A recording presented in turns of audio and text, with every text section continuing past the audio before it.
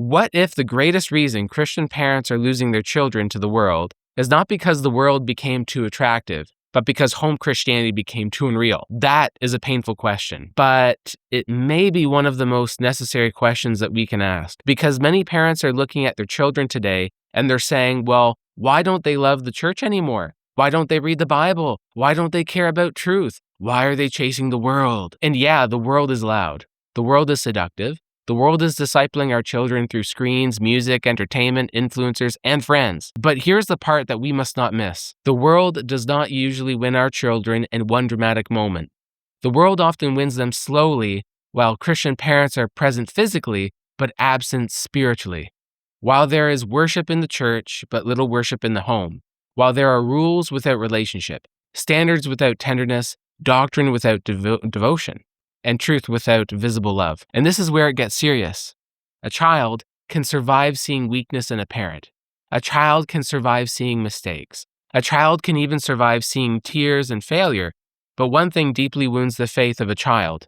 You know what that is? Hypocrisy. Not imperfection, hypocrisy.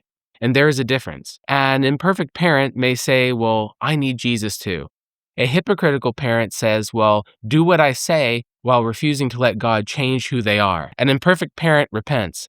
A hypocritical parent performs. An imperfect parent admits sin. A hypocritical parent will protect their image. And when children grow up watching religious performance without spiritual reality, something really dangerous happens inside of them. They begin to associate Christianity with pretending, like Christianity becomes one big theater. Jesus never spoke softly about this, and neither will I. In Matthew chapter 15 and verse 8, Jesus said, "This people draw nigh unto me with their mouth and honors me with their lips, but their heart is far from me." And that verse is not just about ancient Israel. It is a warning to every Christian home. Because children can tell when the mouth is religious, but the heart is far away. They can tell when the Sabbath is kept outwardly, but the spirit is angry, impatient, cold, and careless. Children can tell when prayers are spoken, but no one actually forgives each other. Children can tell when truth is preached, but kindness is missing. And when kindness is missing, that's dangerous. Children can tell when parents talk about heaven while their home feels nothing like it. And this leads to a bigger question. What are we actually passing on to our children? Are we passing on a living faith or just a religious identity? In Deuteronomy chapter 6, verses 5 through 7, the Bible says, "And thou shalt love the Lord thy God with all thine heart, and with all thy soul, and with all thy might. And these words which I command thee this day shall be in thine heart. And thou shalt teach them diligently unto thy children, and shalt talk of them when thou sittest in thine house, and when thou walkest by the way, and when you lie down, and when you get up." I want you to notice the order here in this text. First, the word must be in your heart. Then you teach it to your children. God does not merely say, put Bible facts into your child. God says, let my truth live in you, and then let your children see it, hear it, feel it, and experience it in daily life. And that is why Christian parenting is not mainly about controlling behavior. It's about revealing the character of God. And this is the part many Christians miss. Children are not just being raised by what we say.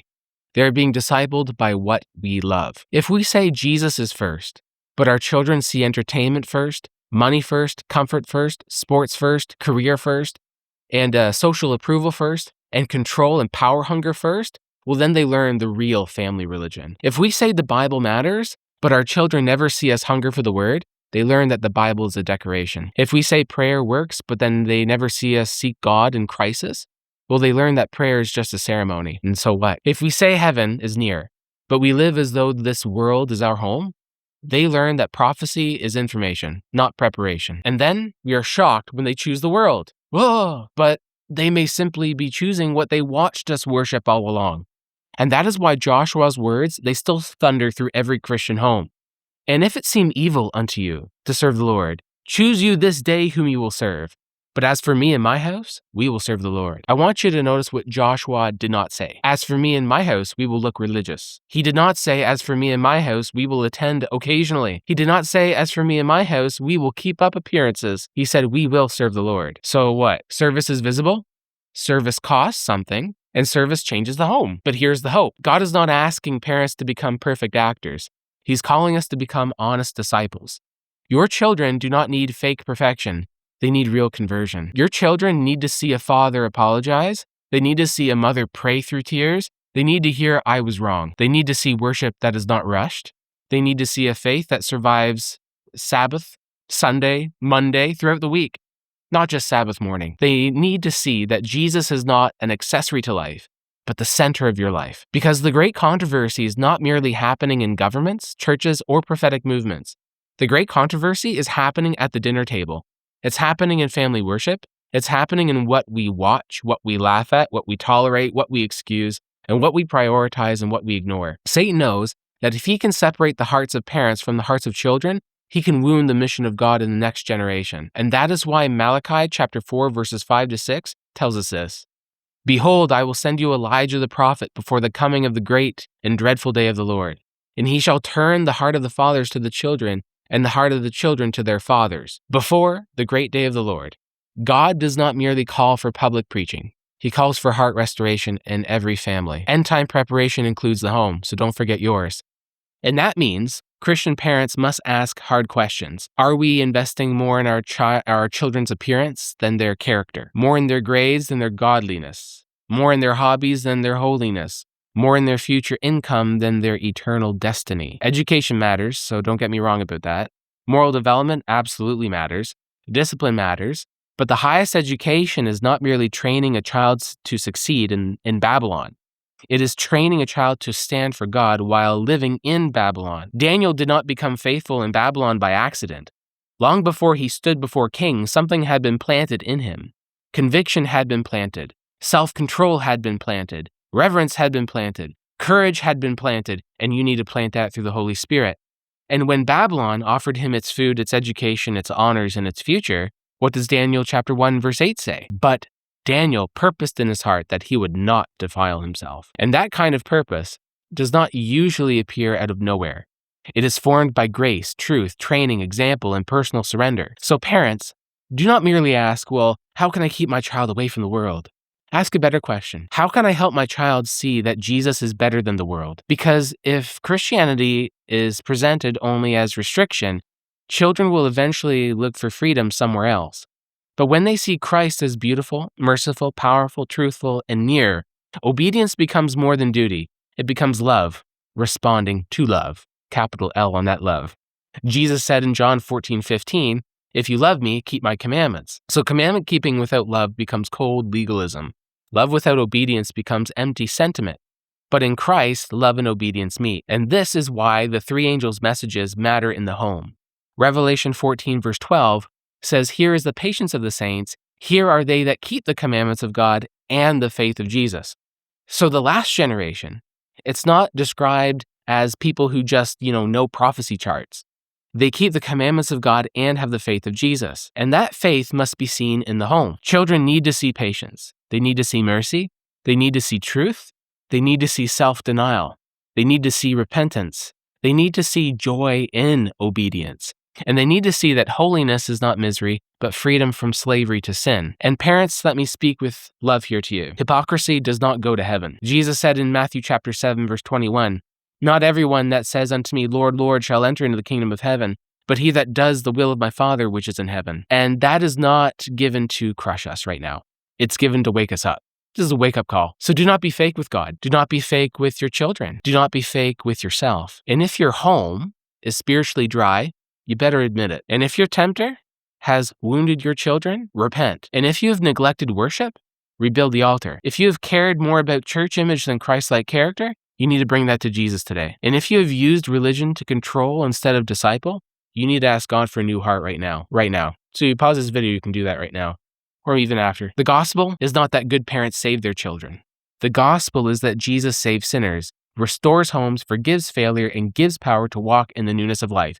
Those promises are few. There is hope for parents, you know that? There's hope for children. There's hope for broken family and broken family worship. There's hope for cold hearts. There's hope for prodigals. And there's hope for homes that have drifted. But hope begins with honesty. A sheep does not survive by pretending it's near the shepherd. It survives by actually staying near the shepherd. A branch does not bear fruit by looking connected to the vine. It bears fruit by truly abiding in the vine. For Jesus said in John 15, verses 4-5, that we need to abide in him, and he needs to abide in us. And we can't bear fruit of ourselves, except we are born in the vine. And Jesus says, I'm the vine, you are the branches.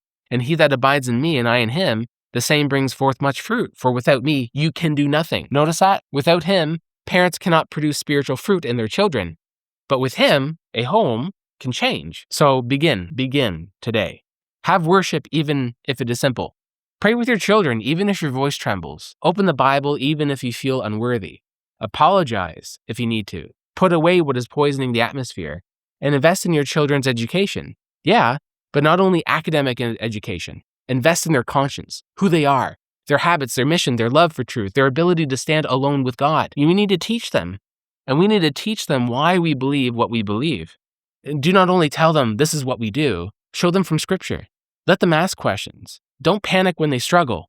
Walk with them, point them to Jesus again and again. Because the goal, you know what it is? The goal is not merely to raise children who behave in church.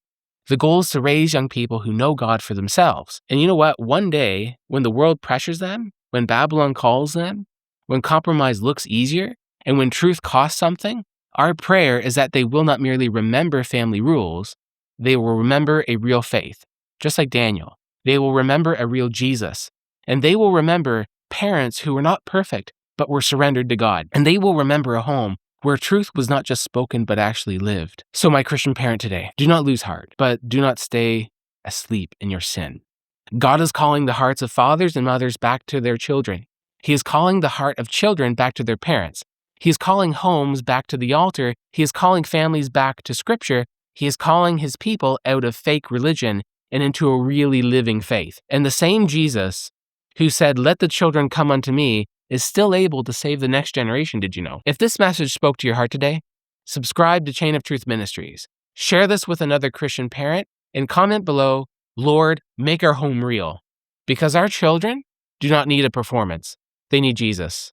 And by the grace of God, let them see him in us.